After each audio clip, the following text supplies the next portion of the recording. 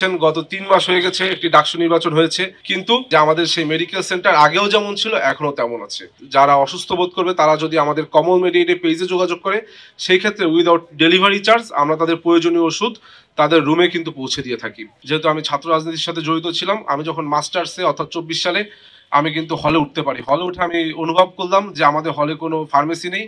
আমরা যখন অসুস্থ বোধ করি তখন আমাদের ঢাকা মেডিকেল কলেজে যেতে হয়। সেইখানেও কিন্তু সব ধরনের ওষুধ পাওয়া যায় না। সেই ক্ষেত্রে আমাদের অনেক দূর থেকে ওষুধ সংগ্রহ করতে হয়।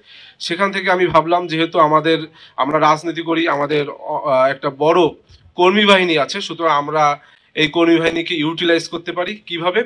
আমাদের যে সকল শিক্ষার্থীরা আবাসিক যারা অসুস্থ বোধ করবে তারা যদি আমাদের কমল মেডিকেল পেজে যোগাযোগ করে, সেই ক্ষেত্রে উইদাউট ডেলিভারি চার্জ আমরা তাদের প্রয়োজনীয় ওষুধ তাদের রুমে কিন্তু পৌঁছে দিয়ে থাকি। এছাড়াও আজকে আপনারা জানবেন যে আমাদের ঢাকা ইউনিভার্সিটি একটি মেডিকেল সেন্টার রয়েছে।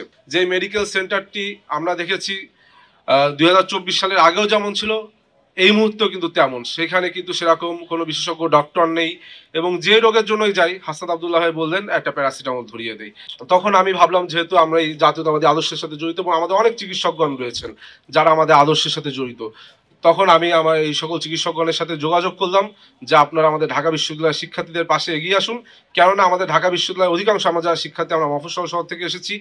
আমাদের ঢাকা শহরে একটি চিকিৎসকের কাছে যদি আমাদের একজনের কাছে যেতে হয়, সেক্ষেত্রে ১৫০০ থেকে ২০০০ টাকা কিন্তু আমাদের সেখানে একটি ফিস দিয়ে ডাক্তার দেখাতে হয়। সেক্ষেত্রে আমি দেখলাম, আমি যখন আমার চিকিৎসকগণের সাথে যোগাযোগ করলাম, আজকে সামনে যারা উপস্থিত রয়েছেন, আমি অবনীত চিত্তে তাদেরকে ধন্যবাদ জানাই। তারা এগিয়ে এসেছেন এবং তারা কিন্তু 24/7 ঢাকা বিশ্ববিদ্যালয়ের কোনো শিক্ষার্থী যদি আমাদের সাথে যোগাযোগ করেন, ফ্রি টেলিমেডিসিন সেবা সেই সকল শিক্ষার্থীকে পৌঁছে দিয়ে থাকে। আমি আজকের এইখানে ঢাকা বিশ্ববিদ্যালয়ের অধিকাংশ ঢাকা বিশ্ববিদ্যালয়ের শিক্ষার্থী, আমি তাদের মাধ্যমে একটি কথা বলতে চাই যে আমাদের যে ঢাকা ইউনিভার্সিটি মেডিকেল সেন্টার, সেই সেন্টারটি কিন্তু আপনারা দেখেছেন গত ৩ মাস হয়ে গেছে একটি ডাকসু নির্বাচন হয়েছে।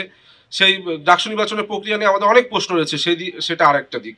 কিন্তু এই নির্বাচন হওয়ার পরে আমরা কিন্তু দেখেছি যে আমাদের সেই মেডিকেল সেন্টার আগেও যেমন ছিল এখনো তেমন আছে। তাই আমি ডাকসুকে আহ্বান জানাবো, বিশ্ববিদ্যালয় প্রশাসনকে আহ্বান জানাবো, অতি সত্বর তারা যেন ঢাকা ইউনিভার্সিটি মেডিকেল সেন্টারটি সংস্কার করে এবং যা যা প্রয়োজনীয় সেই পদক্ষেপ নেয়।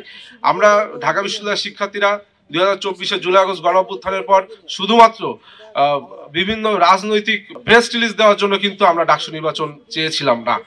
আমরা মনে করি ডাকসুর প্রধান এবং মূল বিষয় হবে শিক্ষার্থীদের পাশে সবসময় থাকা এবং শিক্ষার্থী বান্ধব একটি ঢাকা বিশ্ববিদ্যালয়ের পরিবেশ নিশ্চিত করা।